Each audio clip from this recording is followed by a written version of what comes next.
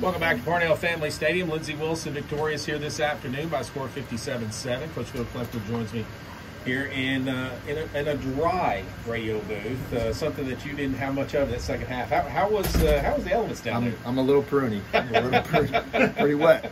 My socks are pretty wet. It's pretty wet down there. You guys seem to embrace it, though. I mean, pretty much that's pretty much all you can do, right? Yeah, I mean, I'm really proud of our football team in general for the whole ball game. I think we played a phenomenal first half before this weather came in. Really took advantage of some good situations there and got 6 points there at the end of the half with 2 field goals, and then you know, obviously had the weather delay at halftime, and you know, our guys came out afterwards, and once we got the all clear to go out, and had some fun with it, and you know, I was proud of how we handled it in the locker room, and guys were ready to go.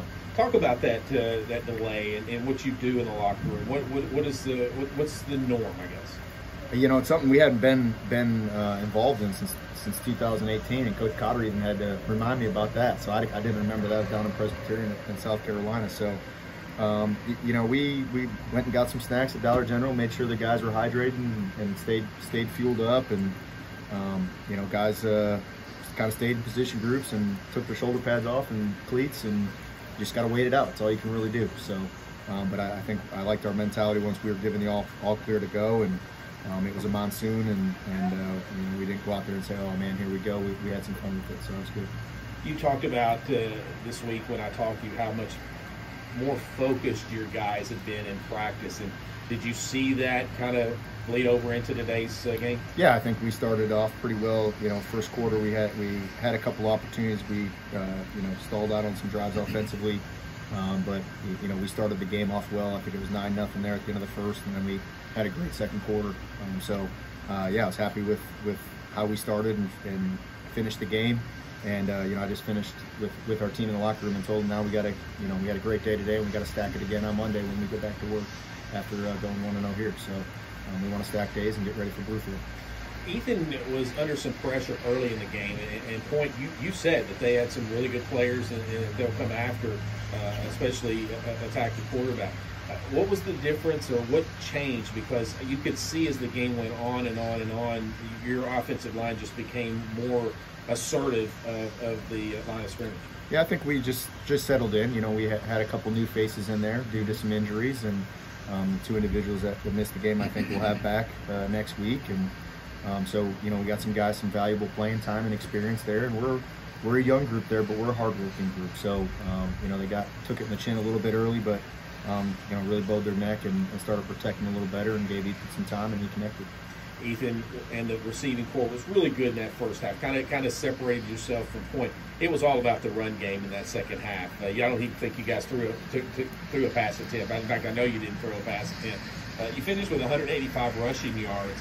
Griffin Sweeney finished with 95. Devontae Saunders with 53. Those are 2 names that we don't say a ton, but it was good to see those guys have success. Yeah, and those guys have worked hard and deserved those carries, and those guys were facing some tough looks. There was a lot of people in the box, but they broke some tackles and ran hard and protected that football. I think it might have popped out a time or 2, but we didn't lose any balls there. So you know, but the elements were tough, and those are things we practice and prepare for and talk about, and they did a great job executing and continuing to help us be efficient and kind of get out of here with a win.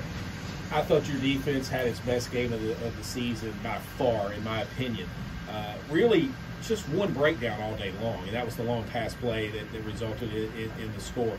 Your assessment of your defense? Yeah, I think you hit the nail on the head, and you know, it was a blowing assignment in our secondary that we'd like to have back on a 3rd down, but you know, we did a great job stopping the run and making them one-dimensional, and that's what we want to do defensively, and our defensive line took over the game here in the second half, and that was good to see. And you mentioned the 2 field goals late in the second quarter, right before the half.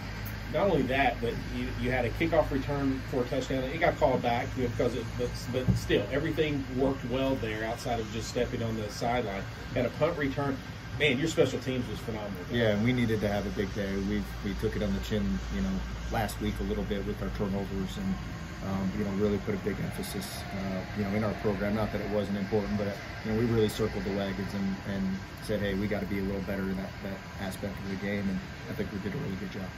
Coach, anything else? I mean, it was a good day. Yeah, it was a phenomenal day. I'm really happy for our players, and we're going to enjoy this, and it's good to get back in the win column and go 1-0, and we got a big task ahead of ourselves as we head to West Virginia next week. I don't know who your laundry guy is on your staff, but man, they got their work cut. Yeah, we got some work to do. Got to dry some things out. We sure do. It's a messy locker room right now too. So, yeah, but we'll enjoy it. All right, Coach, congratulations. Appreciate it. That's